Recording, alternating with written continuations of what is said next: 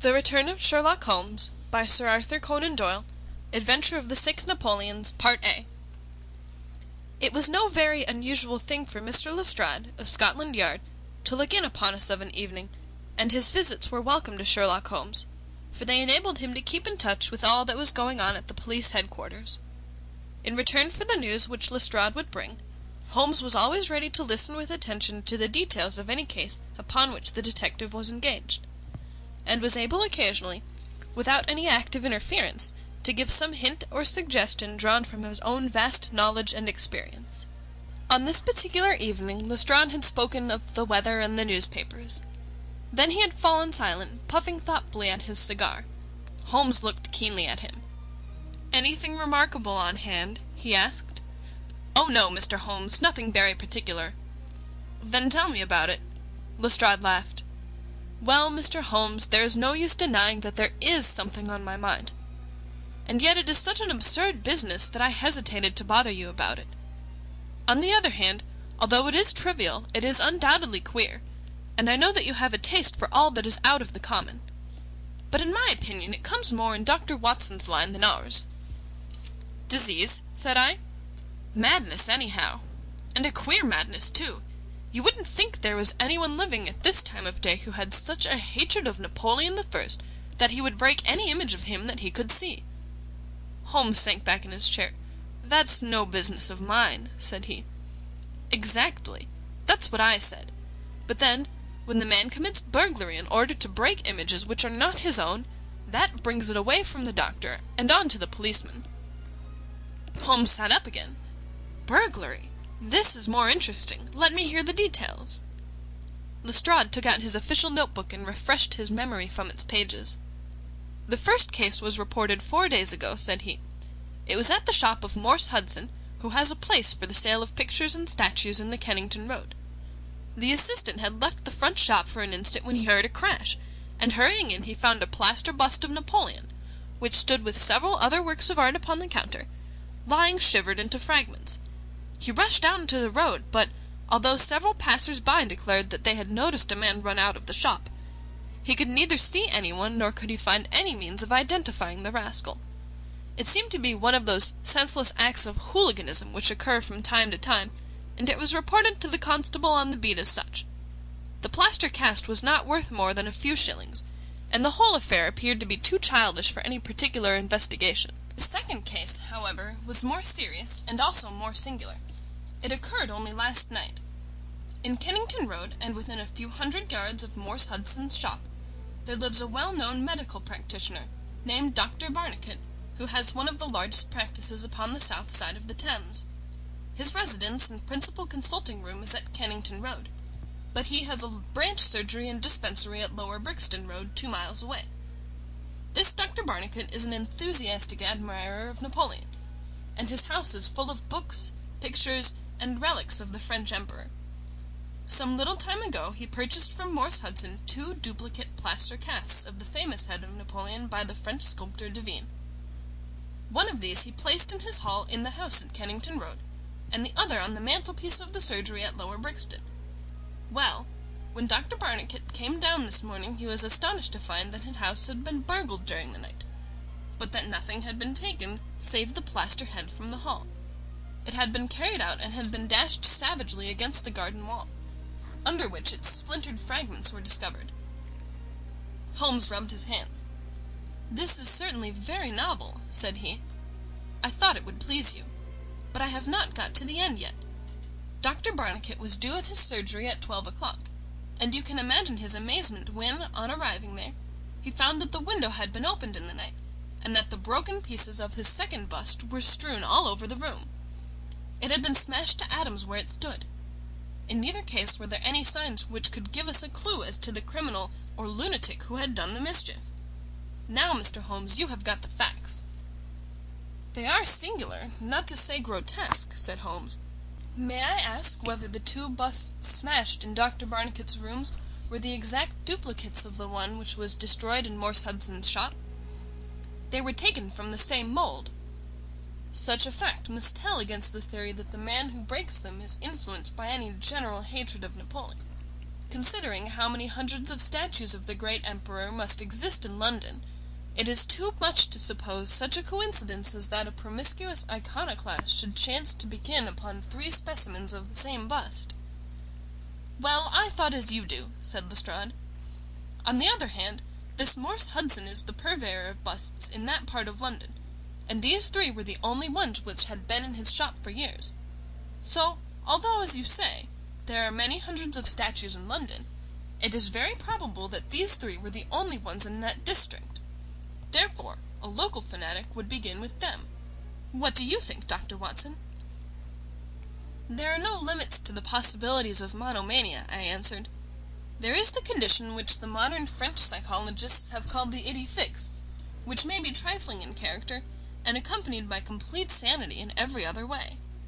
A man who had read deeply about Napoleon, or who had possibly received some hereditary family injury through the Great War, might conceivably form such an idée fixe, and under its influence be capable of any fantastic outrage." "That won't do, my dear Watson," said Holmes, shaking his head, "for no amount of idée fixe would enable your interesting monomaniac to find out where these busts were situated." "Well, how do you explain it?" "I don't attempt to do so. I would only observe that there is a certain method in the gentleman's eccentric proceedings.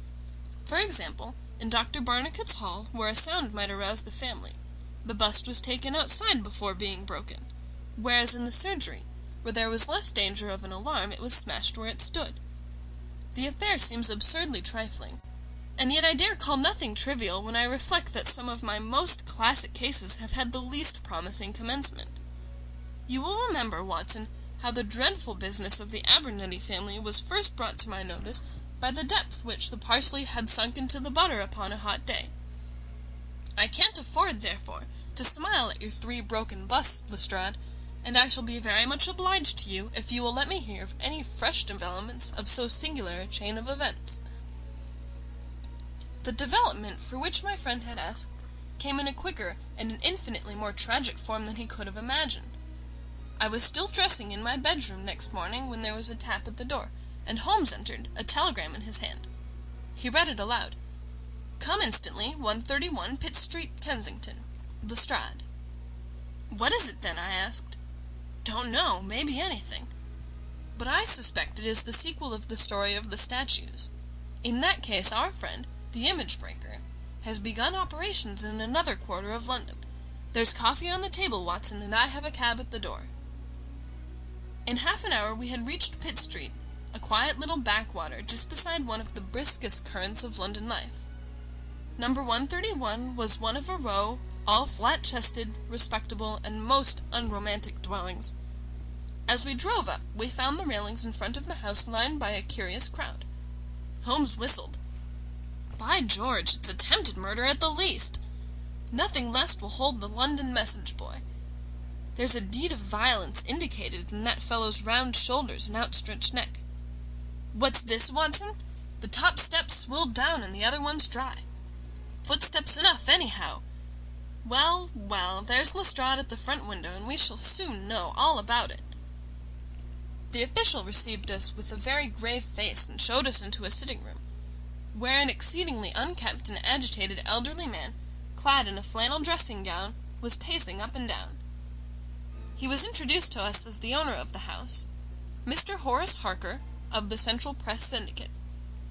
"It's the Napoleon bust business again," said Lestrade. "You seemed interested last night, Mr. Holmes, so I thought perhaps you would be glad to be present now that the affair has taken a very much graver turn."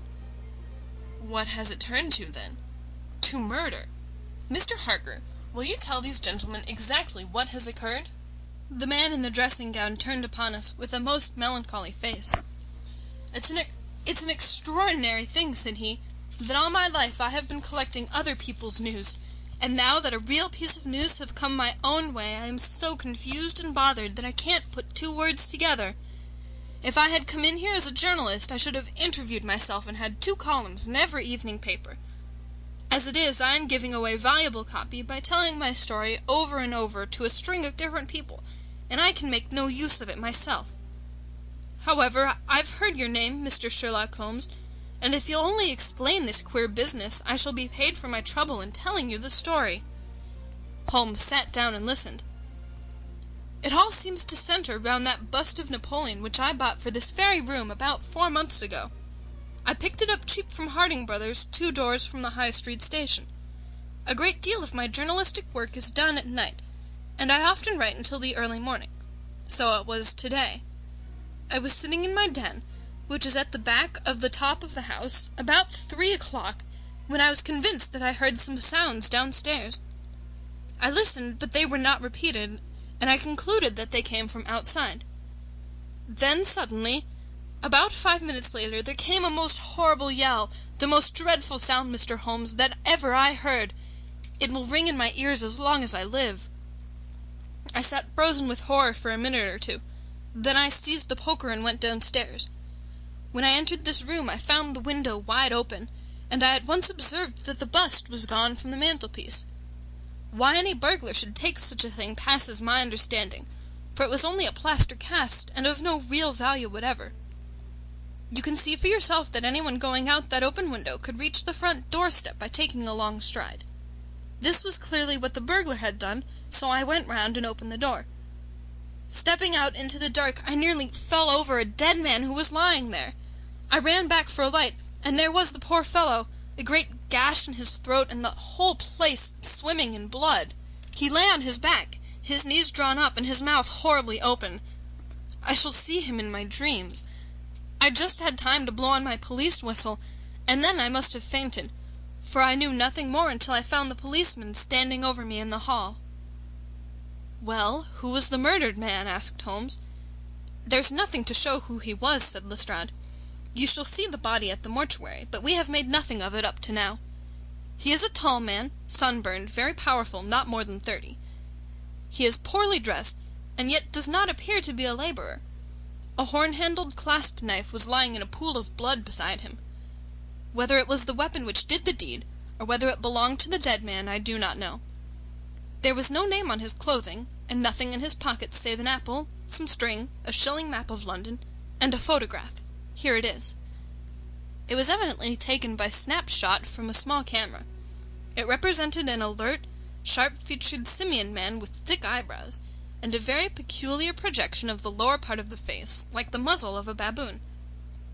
"And what became of the bust?" asked Holmes, after a very careful study of this picture. "We had news of it just before you came.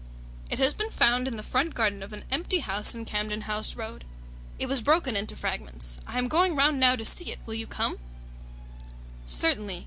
I must just take one look round." He examined the carpet and the window. "The fellow had either very long legs or was a most active man," said he. "With an area beneath, it was no mean feat to reach that window ledge and open that window. Getting back was comparatively simple. Are you coming with us to see the remains of your bust, Mr. Harker?"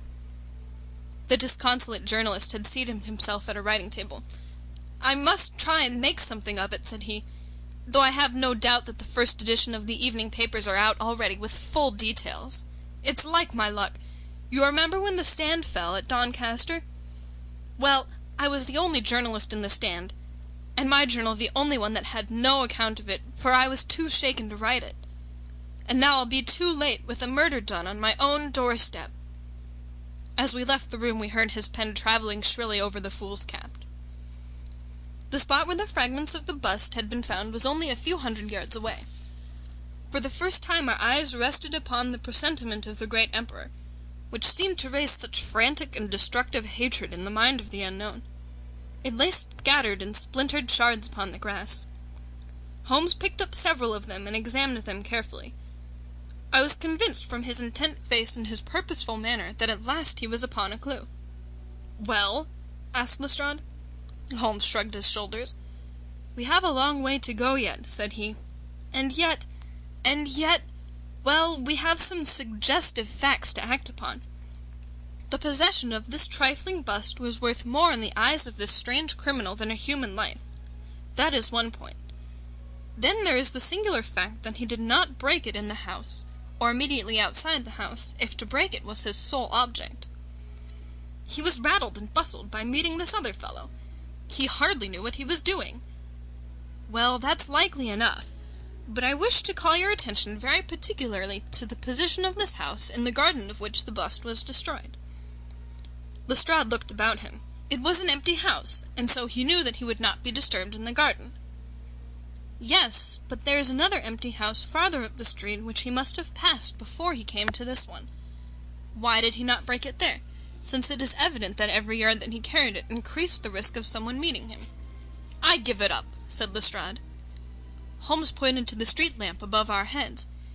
He could see what he was doing here, and he could not there. That was his reason.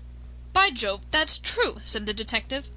"Now that I come to think of it, Dr. Barnicot's bust was broken not far from his red lamp. Well, Mr. Holmes, what are we to do with that fact?" "To remember it, to docket it. We may come upon something later which will bear upon it. What steps do you propose to take now, Lestrade?" "The most practical way of getting at it, in my opinion, is to identify the dead man. There should be no difficulty about that. When we have found who he is and who his associates are, we should have a good start in learning what he was doing in Pitt Street last night, and who it was who met him and killed him on the doorstep of Mr. Horace Harker. Don't you think so?" "No doubt, and yet it is not quite the way in which I should approach the case." "What would you do, then?" "Oh, you must not let me influence you in any way. I suggest that you go on your line and I on mine. We can compare notes afterwards, and each will supplement the other." "Very good," said Lestrade. "If you are going back to Pitt Street, you might see Mr. Horace Harker. Tell him from me that I have quite made up my mind, and that it is certain that a dangerous, homicidal lunatic with Napoleonic delusions was in his house last night. It will be useful for his article." Lestrade stared. "You don't seriously believe that?" Holmes smiled. "Don't I?" "Well, perhaps I don't. But I am sure that it will interest Mr. Horace Harker and the subscribers of the Central Press Syndicate. Now, Watson, I think that we shall find that we have a long and rather complex day's work before us. I should be glad, Lestrade, if you could make it convenient to meet us at Baker Street at 6 o'clock this evening. Until then, I should like to keep this photograph found in the dead man's pocket. It is possible that I may have to ask your company and assistance upon a small expedition which will have to be undertaken tonight, if my chain of reasoning should prove to be correct. Until then, good-bye and good luck." End of The Adventure of the Six Napoleons, Part A. Recorded by Christine Mackin, Carleton College, Northfield, Minnesota. The Return of Sherlock Holmes, by Sir Arthur Conan Doyle. The Adventure of the Six Napoleons, Part B. Sherlock Holmes and I walked together to the High Street, where he stopped at the shop of Harding Brothers, whence the bust had been purchased. A young assistant informed us that Mr. Harding would be absent until afternoon, and that he himself was a newcomer who could give us no information. Holmes's face showed his disappointment and annoyance. "Well, well, we can't expect to have it all our own way, Watson," he said at last. "We must come back in the afternoon if Mr. Harding will not be here until then. I am, as you have no doubt surmised, endeavouring to trace these busts to their source, in order to find if there is not something peculiar which may account for their remarkable fate. Let us make for Mr. Morse Hudson, of the Kennington Road, and see if he can throw any light upon the problem." A drive of an hour brought us to the picture dealer's establishment. He was a small, stout man, with a red face and a peppery manner. "Yes, sir, on my very counter, sir," said he. "What we pay rates and taxes for I don't know, when any ruffian can come in and break one's goods. Yes, sir, it was I who sold Dr. Barnicot his 2 statues. Disgraceful, sir. A nihilist plot, that's what I make it. No one but an anarchist would go about breaking statues. Red Republicans, that's what I call 'em. Who did I get the statues from? I don't see what that has to do with it. Well, if you really want to know, I got them from Gelder and Company in Church Street, Stepney. They're a well-known house in the trade, and have been this 20 years. How many had I? 3. 2 and 1 are 3. 2 of Dr. Barnicot's and 1 smashed in broad daylight on my own counter. Do I know that photograph? No, I don't. Yes, I do, though. Why, it's Beppo. He was a kind of Italian piecework man who made himself useful in the shop. He could carve a bit, and gild and frame and do odd jobs. The fellow left me last week, and I've heard nothing of him since. No, I don't know where he came from, nor where he went to. I have nothing against him while he was here. He was gone 2 days before the bust was smashed." "Well, "That's all we could reasonably expect to get from Morse Hudson," said Holmes as we emerged from the shop. "We have this Beppo as a common factor, both in Kennington and in Kensington, so that is worth a 10-mile drive. Now, Watson, let us make for Gelder and Company, of Stepney, the source and origin of the busts. I shall be surprised if we don't get some help down there." In rapid succession we passed through the fringe of fashionable London, hotel London, theatrical London, literary London, commercial London, and, finally, maritime London, till we came to a riverside city of 100,000 souls, where the tenement houses swelter and reek with the outcasts of Europe. Here, in a broad thoroughfare, once the abode of wealthy city merchants, we found the sculpture works for which we searched. Outside was a considerable yard full of monumental masonry. Inside was a large room in which 50 workers were carving or moulding. The manager, a big blond German, received us civilly and gave a clear answer to all Holmes' questions. A reference to his books showed that hundreds of casts had been taken from a marble copy of Devine's head of Napoleon, but that the 3 which had been sent to Morse Hudson a year or so before had been half of a batch of 6, the other 3 being sent to Harding Brothers of Kensington. There was no reason why those 6 should be different to any of the other casts.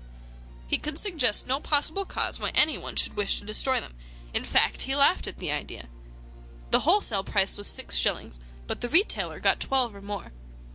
The cast was taken in 2 moulds from each side of the face, and then these 2 profiles of plaster of Paris were joined together to make the complete bust. The work was usually done by Italians in the room we were in. When finished, the busts were put on a table in the passage to dry, and afterwards stored. That was all he could tell us. But the production of the photograph had a remarkable effect upon the manager. His face flushed with anger, and his brows knotted over his blue Teutonic eyes. "Ah, the rascal!" he cried. "Yes, indeed, I know him very well. This has always been a respectable establishment, and the only time that we have ever had the police in it was over this very fellow. It was more than a year ago now. He knifed another Italian in the street, and then he came into the works with the police on his heels, and he was taken here. Beppo was his name. His second name I never knew. Served me right for engaging a man with such a face. But he was a good workman, one of the best." "What did he get?" "The man lived, and he got off with a year. I have no doubt he is out now, but he has not dared to show his nose here. We have a cousin of his here, and I dare say he could tell you where he is." "No, no," cried Holmes.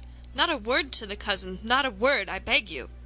The matter is very important, and the farther I go with it, the more important it seems to grow. When you referred in your ledger to the sale of those casts, I observed that the date was June 3rd of last year. Could you give me the date when Beppo was arrested?" "I could tell you roughly by the pay list," the manager answered. "Yes," he continued, after some turning over of pages. "He was paid last on May 20th. "Thank you," said Holmes. "I don't think that I need intrude upon your time and patience any more." With a last word of caution that he should say nothing as to our researches, we turned our faces westward once more. The afternoon was far advanced before we were able to snatch a hasty luncheon at a restaurant. A newsbill at the entrance announced, "Kensington outrage, murder by a madman," and the contents of the paper showed that Mr. Horace Harker had got his account into print after all. 2 columns were occupied with a highly sensational and flowery rendering of the whole incident. Holmes propped it against the cruet stand and read it while he ate. Once or twice he chuckled. "This is all right, Watson," said he. "Listen to this. It is satisfactory to know that there can be no difference of opinion upon this case, since Mr. Lestrade, one of the most experienced members of the official force, and Mr. Sherlock Holmes, the well-known consulting expert, have each come to the conclusion that the grotesque series of incidents, which have ended in so tragic a fashion, arrive from lunacy rather than from deliberate crime. No explanation save mental aberration can cover the facts. The press, Watson, is a most valuable institution if you only know how to use it. And now, if you have quite finished, we will hark back to Kensington and see what the manager of Harding Brothers has to say to the matter." The founder of that great emporium proved to be a brisk, crisp little person, very dapper and quick, with a clear head and a ready tongue. "Yes, sir, I've already read the account in the evening papers. Mr. Horace Harker is a customer of ours. We supplied him with the bust some months ago. We ordered 3 busts of that sort from Gelder and Company of Stepney. They are all sold now." "To whom?" "Oh, I dare say by consulting our sales book we could very easily tell you. Yes, we have the entries here. 1 to Mr. Harker, you see, and 1 to Mr. Josiah Brown of Laburnum Lodge, Laburnum Vale, Chiswick, and 1 to Mr. Sandford of Lower Grove Road, Reading." "No, I have never seen this face which you show me in the photograph. You would hardly forget it, would you, sir, for I have seldom seen an uglier. Have we any Italians on the staff?" "Yes, sir, we have several among our work people and cleaners. I dare say they might get a peep at that sales book if they wanted to. There is no particular reason for keeping a watch upon that book." "Well, well, it's a very strange business, and I hope that you'll let me know if anything comes of your inquiries." Holmes had taken several notes during Mr. Harding's evidence, and I could see that he was thoroughly satisfied by the turn which affairs were taking. He made no remark, however, save that, unless we hurried, we should be late for our appointment with Lestrade.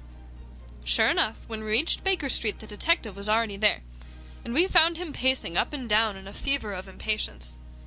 His look of importance showed that his day's work had not been in vain. "Well," he asked, "what luck, Mr. Holmes?" "We have had a very busy day, and not entirely a wasted one," my friend explained. "We have seen both the retailers and also the wholesale manufacturers. I can trace each of the busts now from the beginning." "The busts!" cried Lestrade. "Well, well, you have your own methods, Mr. Sherlock Holmes, and it is not for me to say a word against them. But I think I have done a better day's work than you. I have identified the dead man." "You don't say so." "And found a cause for the crime." "Splendid!" "We have an inspector who makes a speciality of Saffron Hill and the Italian quarter. Well, this dead man had some Catholic emblem round his neck, and that, along with his colour, made me think he was from the south. Inspector Hill knew him the moment he caught sight of him. His name is Pietro Venucci, from Naples, and he is one of the greatest cutthroats in London. He is connected with the Mafia, which, as you know, is a secret political society, enforcing its degrees by murder. Now you see how the affair begins to clear up. The other fellow is probably an Italian also, and a member of the Mafia. He has broken the rules in some fashion. Pietro is set upon his track. Probably the photograph we found in his pocket is the man himself, so that he may not knife the wrong person. He dogs the fellow. He sees him enter a house. He waits outside for him, and in the scuffle he receives his own death wound. How is that, Mr. Sherlock Holmes?" Holmes clapped his hands approvingly. "Excellent, Lestrade, excellent," he cried. "But I don't quite follow your explanation of the destruction of the busts." "The busts! You can never get those busts out of your head. After all, that is nothing. Petty larceny, 6 months to the most. It is the murder that we are really investigating, and I tell you that I am gathering all the threads into my hands." "And the next stage?" "It is a very simple one. I shall go down with Hill to the Italian quarter, find the man whose photograph we have got, and arrest him on the charge of murder. Will you come with us?" "I think not. I fancy we can attain our end in a simpler way. I can't say for certain, because it all depends. Well, it all depends upon a factor which is completely outside our control. But I have great hopes. In fact, the betting is exactly 2 to 1, that if you will come with us tonight I shall be able to help you lay him by the heels." "In the Italian quarter?" "No, I fancy Chiswick is an address which is more likely to find him. If you will come with me to Chiswick tonight, Lestrade, I'll promise to go to the Italian quarter with you tomorrow, and no harm will be done by the delay. And now I think that a few hours' sleep would do us all good, for I do not propose to leave before 11 o'clock, and it is unlikely that we shall be back before morning. You'll dine with us, Lestrade, and then you are welcome to the sofa until it is time for us to start. In the meantime, Watson, I should be glad if you would ring for an express messenger, for I have a letter to send, and it is important that it should go at once." Holmes spent the evening in rummaging among the files of the old daily papers with which one of our lumber rooms was packed. When at last he descended, it was with triumph in his eyes, but he said nothing to either of us as to the result of his researches. For my own part, I had followed step by step the methods by which he had traced the various windings of this complex case, and, though I could not yet perceive the goal which we would reach, I understood clearly that Holmes expected this grotesque criminal to make an attempt upon the 2 remaining busts, one of which I remembered was at Chiswick. No doubt the object of our journey was to catch him in the very act, and I could not but admire the cunning with which my friend had inserted a wrong clue in the evening paper, so as to give the fellow the idea that he could continue his scheme with impunity. I was not surprised when Holmes suggested that I should take my revolver with me. He had himself picked up the loaded hunting crop which was his favourite weapon. A 4-wheeler was at the door at 11, and in it we drove to a spot at the other side of Hammersmith Bridge. Here the cabman was directed to wait. A short walk brought us to a secluded road fringed with pleasant houses, each standing in its own grounds. In the light of a street lamp we read Laburnum Villa upon the gate-post of one of them. Its occupants had evidently retired to rest, for all was dark save for a fanlight over the hall door, which shed a single blurred circle on to the garden path. The wooden fence which separated the grounds from the road threw a dense black shadow upon the inner side, and here it was that we crouched. "I fear that you'll have a long wait," Holmes whispered. "We may thank our stars that it is not raining. I don't think we can even venture to smoke to pass the time. However, it's a 2-to-1 chance that we get something to pay us for our trouble." It proved, however, that our vigil was not to be so long as Holmes had led us to fear, and it ended in a very sudden and singular fashion. In an instant, without the least sound to warn us of his coming, the garden gate swung open, and a lithe, dark figure, as swift and active as an ape, rushed up the garden path. We saw it whisk past the light thrown from over the door and disappear against the black shadow of the house. There was a long pause, during which we held our breath, and then a very gentle creaking sound came to our ears. The window was being opened. The noise ceased, and again there was a long silence. The fellow was making his way into the house. We saw the sudden flash of a dark lantern inside the room. What he sought was evidently not there, for again we saw the flash through another blind, and then through another. "Let us go to the open window. We will nab him as he climbs out," Lestrade whispered. But before we could move the man had emerged again.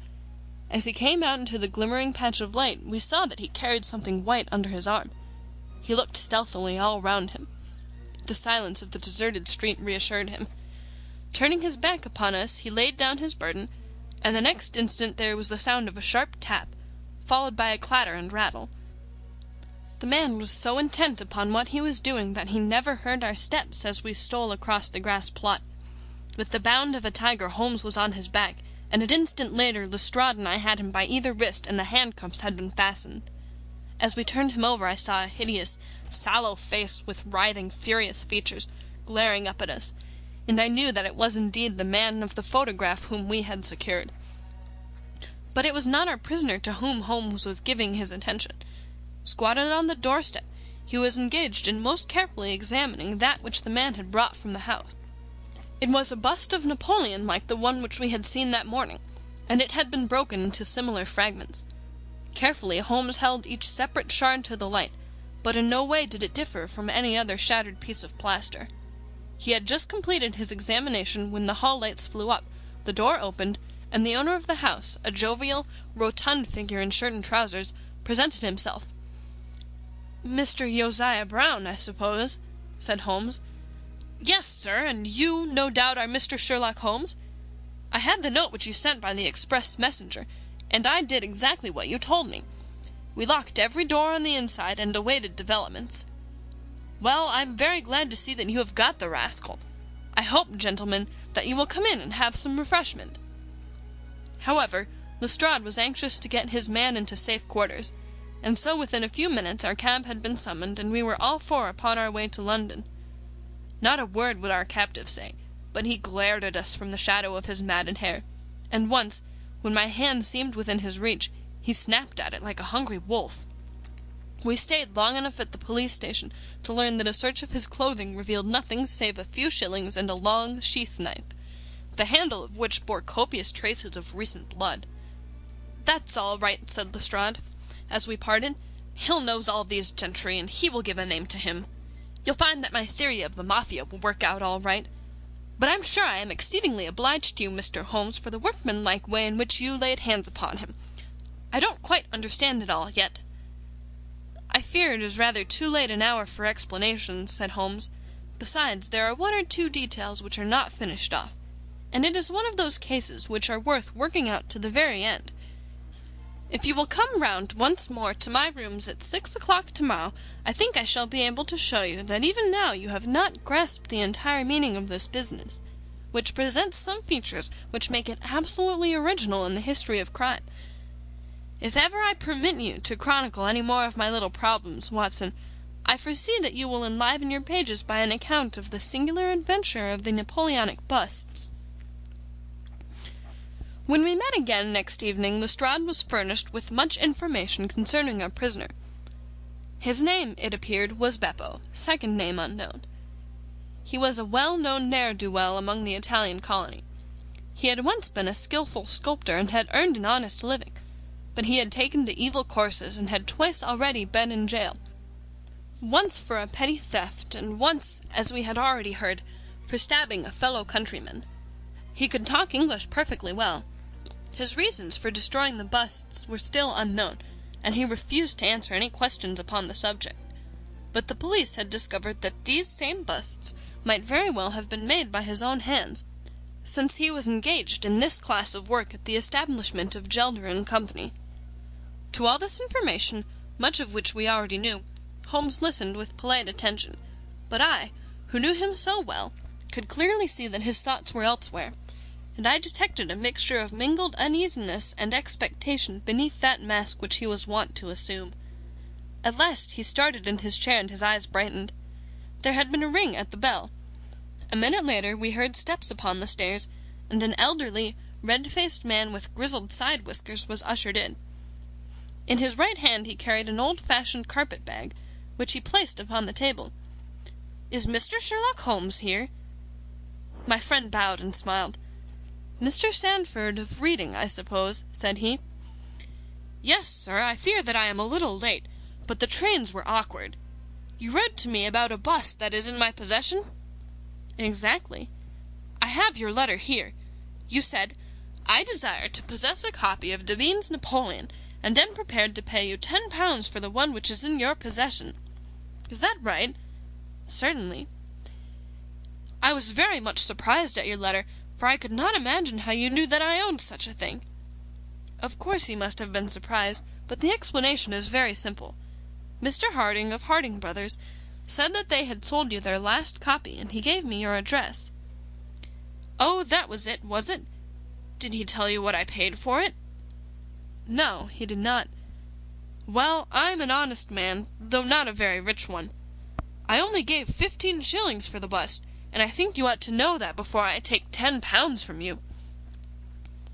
"I am sure the scruple does you honour, Mr. Sandford, but I have named that price, and so I intend to stick to it." "Well, it is very handsome of you, Mr. Holmes. I brought the bust up with me, as you asked me to do. Here it is."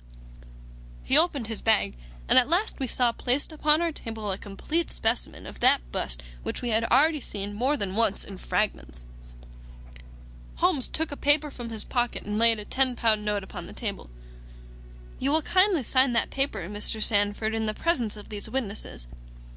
It is simply to say that you transfer every possible right that you ever had in the bust to me. I am a methodical man, you see, and you never know what turn events might take afterwards. Thank you, Mr. Sandford.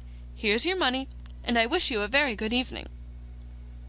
When our visitor had disappeared, Sherlock Holmes's movements were such as to rivet our attention. He began by taking a clean white cloth from a drawer and laying it over the table.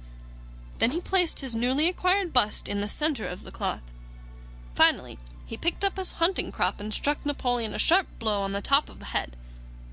The figure broke into fragments, and Holmes bent eagerly over the shattered remains. Next instant, with a loud shout of triumph, he held up one splinter, in which a round, dark object was fixed like a plum in a pudding. "Gentlemen," he cried, "let me introduce you to the famous Black Pearl of the Borgias." Lestrade and I sat silent for a moment. and then, with a spontaneous impulse, we both broke out clapping as at the well-wrought crisis of a play. A flush of colour sprang to Holmes's pale cheeks, and he bowed to us like the master dramatist who receives the homage of his audience. It was at such moments that for an instant he ceased to be a reasoning machine, and betrayed his human love for admiration and applause. The same singularly proud and reserved nature which turned away with disdain from popular notoriety was capable of being moved to its depths by a spontaneous wonder and praise from a friend. "Yes, gentlemen," said he, "it is the most famous pearl now existing in the world, and it has been my good fortune, by a connected chain of inductive reasoning, to trace it from the Prince of Colonna's bedroom at the Docra Hotel, where it was lost, to the interior of this, the last of the 6 busts of Napoleon, which were manufactured by Gelder and Company, of Stepney.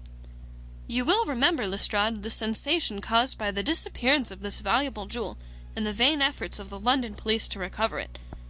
I was myself consulted upon the case, but I was unable to throw any light upon it. Suspicion fell upon the maid of the princess, who was an Italian, and it was proved that she had a brother in London, but we failed to trace any connection between them. The maid's name was Lucretia Venucci, and there is no doubt in my mind that this Pietro who was murdered 2 nights ago was the brother. I have been looking up the dates in the old files of the paper, and I find that the disappearance of the pearl was exactly 2 days before the arrest of Beppo for some crime of violence, an event which took place in the factory of Gelder and Company at the very moment when these busts were being made. Now you clearly see the sequence of events, though you see them, of course, in the inverse order to the way in which they presented themselves to me. Beppo had the pearl in his possession. He may have stolen it from Pietro. He may have been Pietro's confederate. He may have been the go-between of Pietro and his sister. It is of no consequence to us which is the correct solution. The main fact is that he had the pearl, and at that moment, when it was on his person, he was pursued by the police. He made for the factory in which he worked, and he knew that he had only a few minutes in which to conceal this enormously valuable prize, which would otherwise be found on him when he was searched. 6 plaster casts of Napoleon were drying in the passage. One of them was still soft. In an instant Beppo, a skilful workman, made a small hole in the wet plaster, dropped in the pearl, and with a few touches covered over the aperture once more. It was an admirable hiding-place. No one could possibly find it. But Beppo was condemned to a year's imprisonment, and in the meanwhile his 6 busts were scattered over London. He could not tell which contained his treasure. Only by breaking them could he see. Even shaking would tell him nothing, for as the plaster was wet it was probable that the pearl would adhere to it, as in fact it has done. Beppo did not despair, and he conducted his search with considerable ingenuity and perseverance. Through a cousin who works with Gelder, he found out the retail firms who had bought the busts. He managed to find employment with Morse Hudson, and in that way tracked down 3 of them. The pearl was not there. Then, with the help of some Italian employee, he succeeded in finding out where the other 3 busts had gone. The first was at Harker's. There he was dogged by his confederate, who held Beppo responsible for the loss of the pearl, and he stabbed him in the scuffle which followed. If he was his confederate, why should he carry his photograph? I asked. As a means of tracking him if he wished to inquire about him from any third person. That was the obvious reason. Well, after the murder I calculated that Beppo would probably hurry rather than delay his movements. He would fear that the police would read his secret, and so he hastened on before they should get ahead of him. Of course, I could not say that he had not found the pearl in Harker's bust. I had not even concluded for certain that it was the pearl, but it was evident to me that he was looking for something, since he carried the bust past the other houses in order to break it in the garden which had a lamp overlooking it. Since Harker's bust was 1 in 3, the chances were exactly as I told you, 2 to 1 against the pearl being inside it. There remained 2 busts, and it was obvious that he would go for the London one first. I warned the inmates of the house, so as to avoid a second tragedy, and we went down with the happiest results. By that time, of course, I knew for certain that it was the Borgia pearl that we were after. The name of the murdered man linked the one event with the other. There only remained a single bust, the reading one, and the pearl must be there. I bought it in your presence from the owner, and there it lies." We sat in silence for a moment. "Well," said Lestrade, "I've seen you handle a good many cases, Mr. Holmes, but I don't know that I ever knew a more workmanlike one than that. We're not jealous of you at Scotland Yard. No, sir, we are very proud of you, and if you come down tomorrow there's not a man, from the oldest inspector to the youngest constable, who wouldn't be glad to shake you by the hand." "Thank you," said Holmes. "Thank you." And as he turned away it seemed to me that he was more nearly moved by the softer human emotions than I had ever seen him. A moment later he was the cold and practical thinker once more. "Put the pearl in the safe, Watson," said he, "and get out the papers of the Conk-Singleton forgery case. Good-bye, Lestrade. If any little problem comes your way I shall be happy, if I can, to give you a hint or two as to its solution." End of The Adventure of the Six Napoleons, Part B. Recorded by Christine Mackin, Carleton College, Northfield, Minnesota.